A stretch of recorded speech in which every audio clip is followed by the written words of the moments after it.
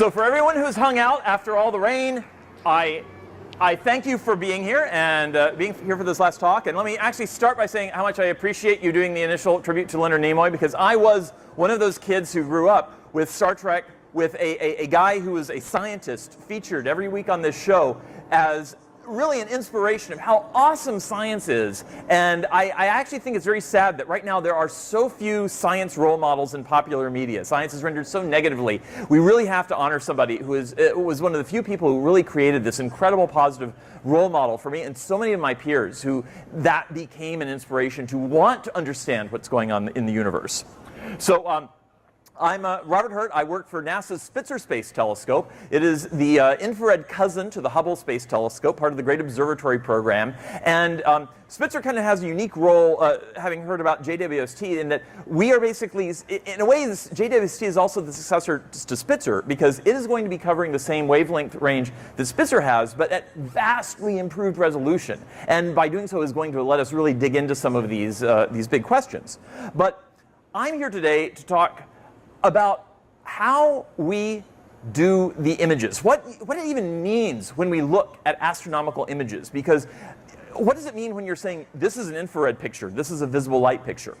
Now when I was a kid, astronomy images all had pretty much the same look because they were all done in visible light. They were all representing red, green, and blue more or less the way our eyes see red, green, and blue. Nebulas were red with a tinge of blue if there was dust. Galaxies were sort of blue-white with a little yellow in the middle. They all look the same. But today you look at astronomy images, and they are multispectral. They are lurid. They represent all colors. And why did that shift? Well, the reason is color now is being used to represent many different things, not just how our eye sees things. Originally, this is how we did astronomy images. We crawled into the prime focus cage of a telescope. We put a red filter in, and we held a plate there, and we guided the telescope by hand all night long. Those are the real pioneers of astronomy, not us cushy people on home on our laptop. Oh, yeah, there's my submit file. I'll get my data in 2 months. Yay! Today, let's see. There we go. Hello? Oh, there we go. Right. Our telescopes are a little more complicated, and they run themselves, of course. I want a phaser. There. There we go. So I want to talk a little bit about this process of how we go from the observation from the telescope, the data transmitted to Earth, then the data has to be represented as an image, and finally composited as something that we see as a color image. But the first thing I have to start with are words that we hate. And by we, I mean the astronomy visualization community. Zolt Levay at Space Telescope, peers around the world, right? We occasionally get together and we sort of have these bitch sessions, usually over beer, things we like. Now, one of the words we really hate when you talk about astronomy images is colorize. We do not colorize the universe. Ted Turner colorizes movies. Because colorize implies you take something that's intrinsically black and white, and you arbitrarily paint color on, you know, maybe with knowing what a flesh tone is. But that's not what we're doing. That's not real color. Another term we hate is false color. That makes it sound like we're doing something dodgy with the data. We're hiding, we're lying about it. It's really a bad term. I mean, for instance, can anyone out here read this text? This is Sun Tzu, the Art of War. Yeah, I can't read this either. This is in the native Chinese, but here's the same text. Now we can read this, right? Would we call those false words? No, those aren't false words. What we might actually say is, you know, it's a translation. It's an accurate translation of the original text. So in a sense, when you look at these images, what you're looking at is translated color. We're translating things you can't see into colors you can perceive, so that we as humans with our eyes can see what's going on in the universe. There we go. So if it's a translation, that means we must have a vocabulary for translating the color. And of course, for our eyes, our vocabulary is the vocabulary of color. I feel like it's like an Xbox shooter, and if I don't aim just right. So for that, I turn to the words of another warrior priest you may be aware of, Yoda. In order to understand the vocabulary of color, oh please, I'm going to do this. You must unlearn all that you have learned. Because if you were like me, in art class in elementary school, you were taught that the primary colors were blue, yellow, and red. And you were handed these colors and said, here, make all the colors of the rainbow. And you got frustrated because it didn't work. Because they aren't the primary colors. Not the colors that our eyes see. Our eyes operate. I'm going to get more aggressive as we go on. Our eyes operate through our biological heritage of an evolutionary process that has placed 3 different kinds of receptors of the back of our eye that break the light up into 3 portions of the spectrum. These portions are the colors red, green, and blue. And as you can see, just by taking these 3 colors and blending them together, we create the entire spectrum of what our eyes perceive as color.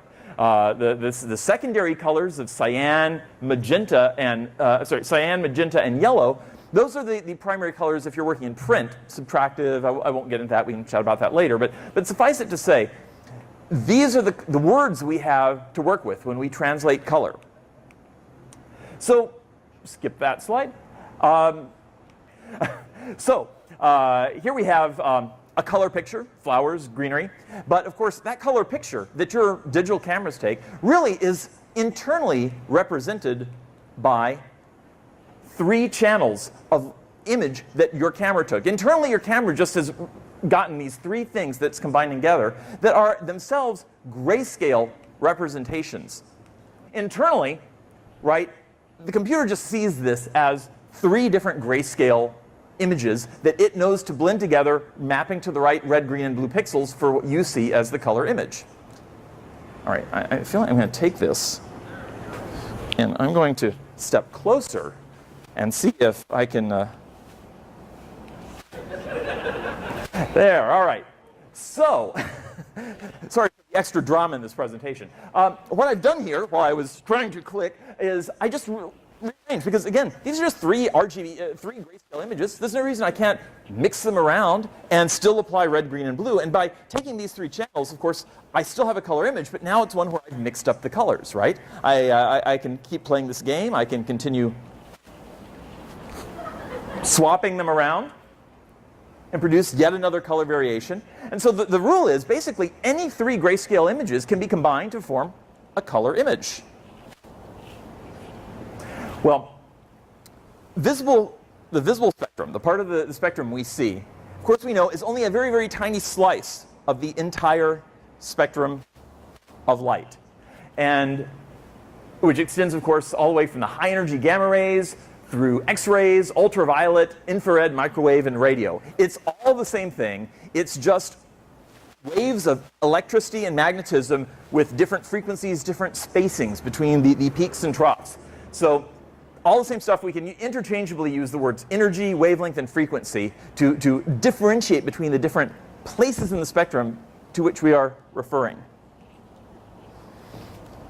There, that was better. Now, why would we want to look at the rest of the spectrum? Why not just stay where our eyes work? Well, if you were to go to a museum and look at this Van Gogh, would you be happy walking through Le Louvre with like just red filters on and looking at all the art? Of course not, because there's so much more to see if you see the rest of the colors. Well, astronomers, in the same sense, want to build ways of looking at the universe that open up the whole spectrum. So we have built telescopes that return to us images across the electromagnetic spectrum, from the gamma rays, X-rays, ultraviolet, ground-based telescopes in the ultraviolet and visible and infrared, and the space-based observatories, space and ground-based radio telescopes, because each color is telling us a different part of the story of what's going on in the universe, from the high energy to the low energy side of things. So, there we go.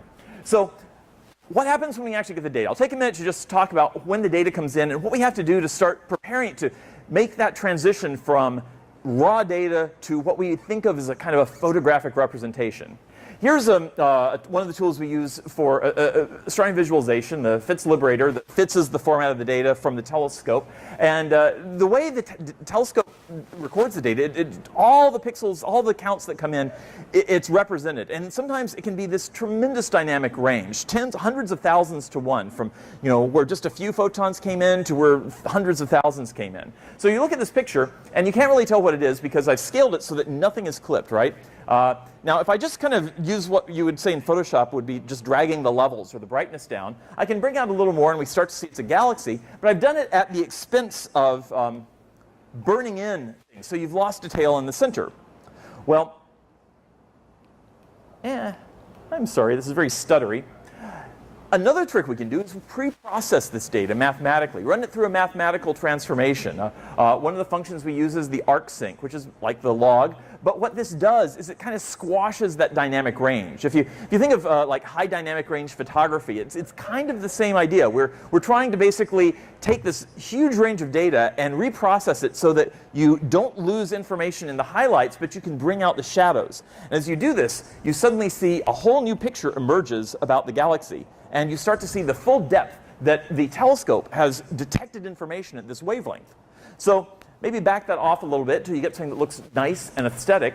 Well, now you've received basically one of your grayscale channels to represent this information.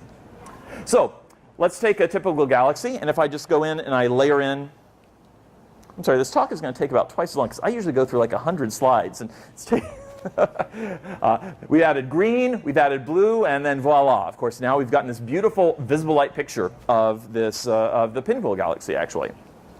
Now, if we go, I'm going to now introduce a little legend for you because I want you to understand what it is you're looking at when you look at these images.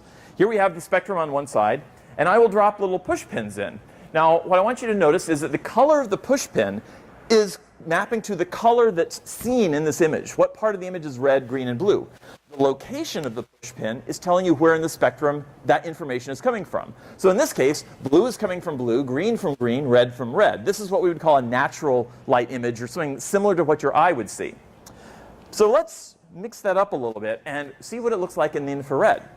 Taking those same three colors, we've now moved into the near to mid-infrared from the Spitzer Space Telescope, and now we see a completely different picture of the galaxy. Starlight is showing up primarily at the shorter wavelength, so is seen as blue, and at 8 microns, the dust clouds, which in visible light is a dark smog that blocks our view, actually start to luminesce and show you a dust structure that really you only see by its ability to block light in visible. And in the infrared, it becomes a kind of like an infrared X-ray of the insides of what's going on in this galaxy.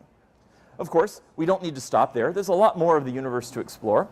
If we go even deeper into the infrared, you see just by expanding our view a little bit, we bring in a new feature. Now by going out to 24 microns, the regions around hot star-forming regions, where the dust is warmed up to higher temperatures, now are brighter at 24 microns selectively. And so the color of this lets you basically pick out exactly where young stars are forming.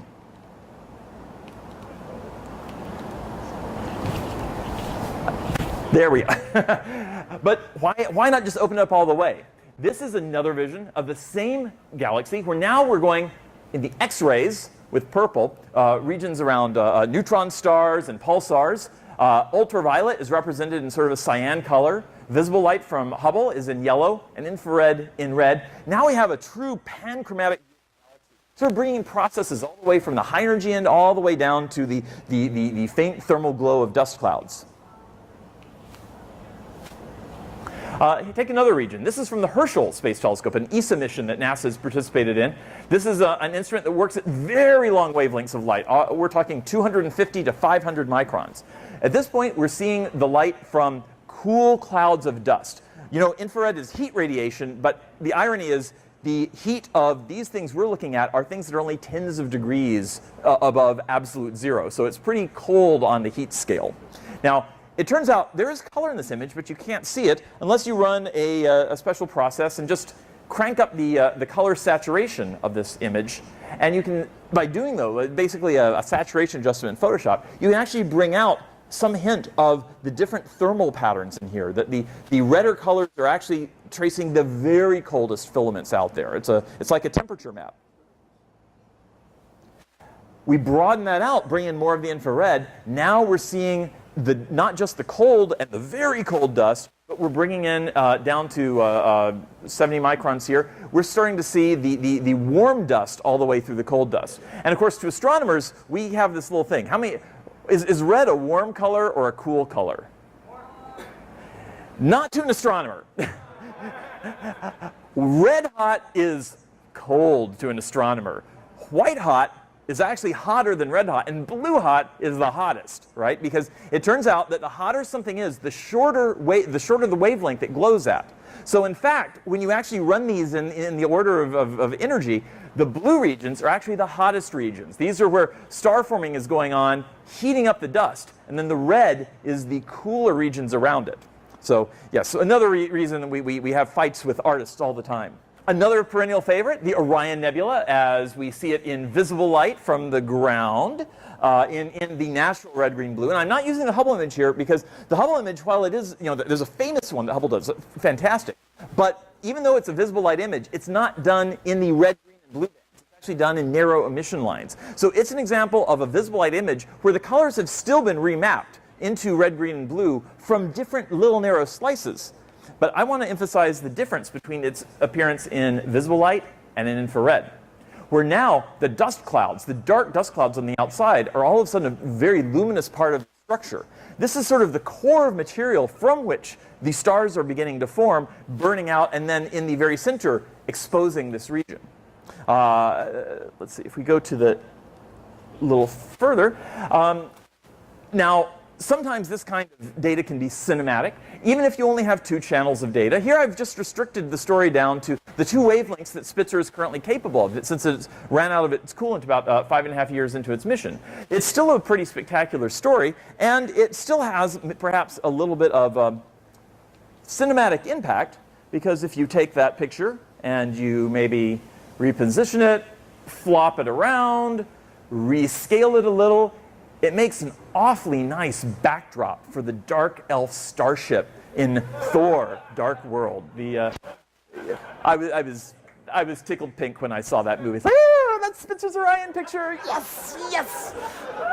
Which ironically, the same region, the Spitzer's red Orion, actually also ended up in Stargate. Stargate Continuum as the backdrop for the Goa'uld attack fleet. So I don't know, evil ships like looming in front of the infrared Orion Nebula. I don't know why. Returning to the Spitzer, this is the one from Stargate. So I was like, yeah, I just love finding references in popular media.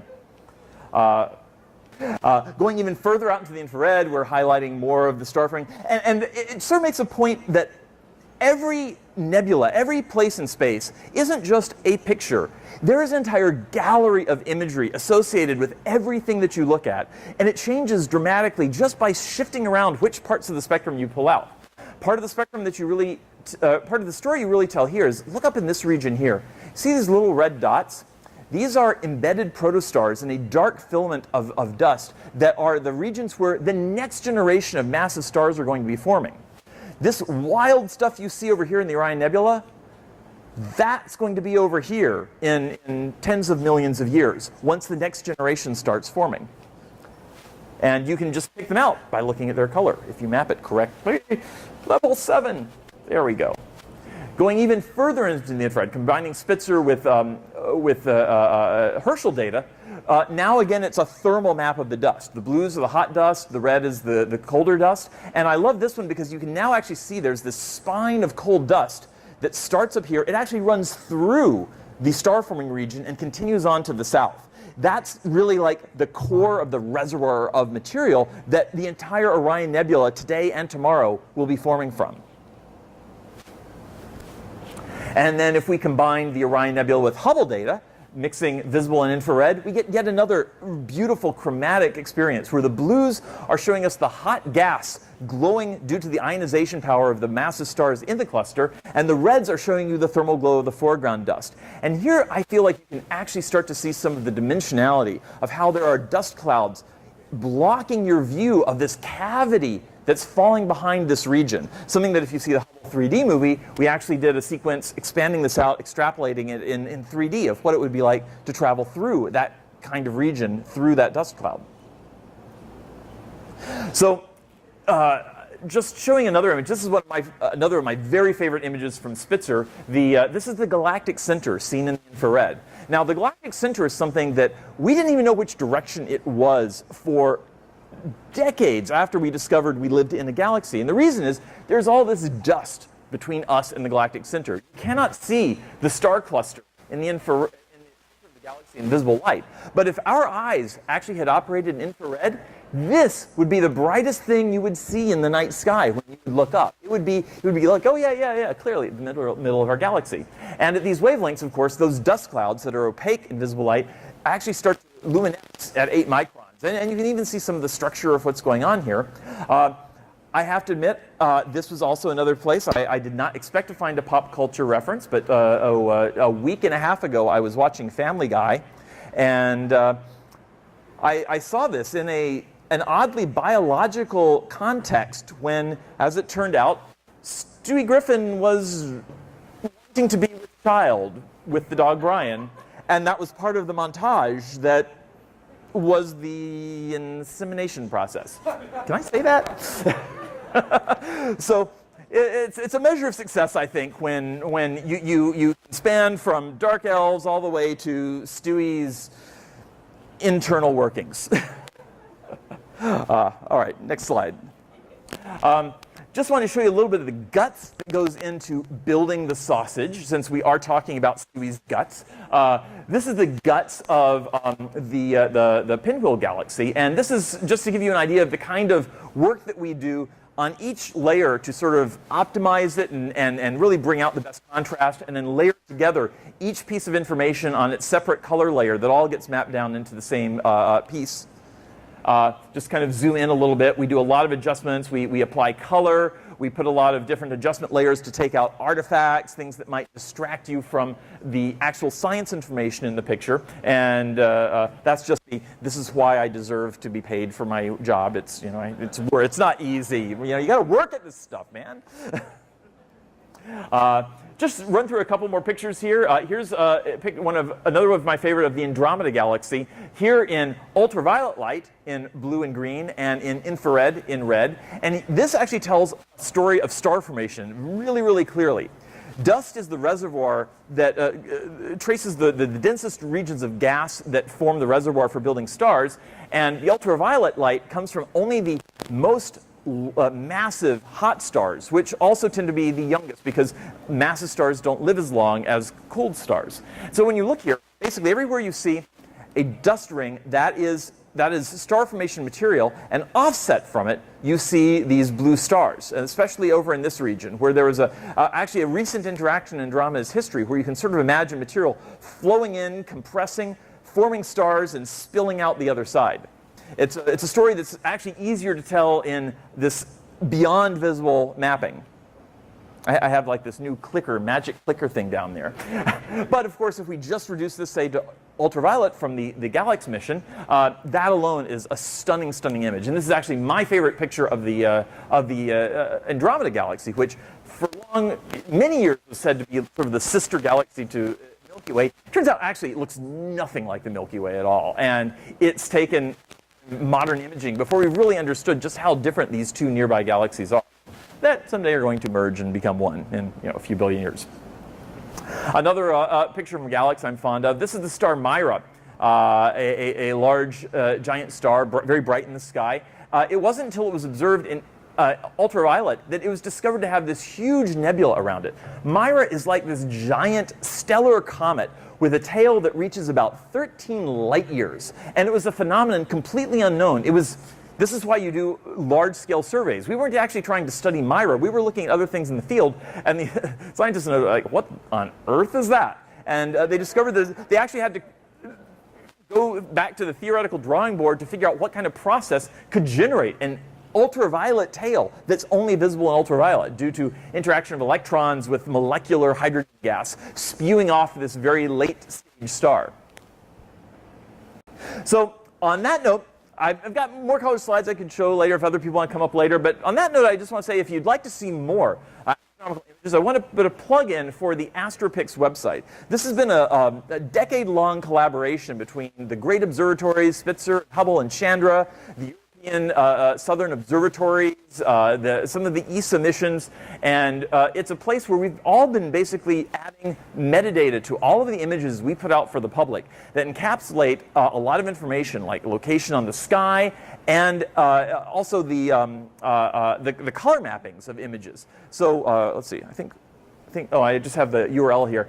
If you go to the site and you find an astronomical image, if it's been fully tagged, you'll get something very much like the color thermometer I put on the side there to help you interpret and ask the question, what do the colors mean in each of these images, and really dig into a deeper part of the story. Right now we've got over almost 6,500 images in it, and you can pretty much find the entire Hubble, Spitzer, Chandra, ESO collections. I found that it's actually the fastest place to go to get the highest quality, sort of authoritative versions of the images. And you can trace back, follow the links back to the original websites if you want to dig in more, find out about the press releases and things that were associated with them. So on that note, I thank you for braving the threat of rain.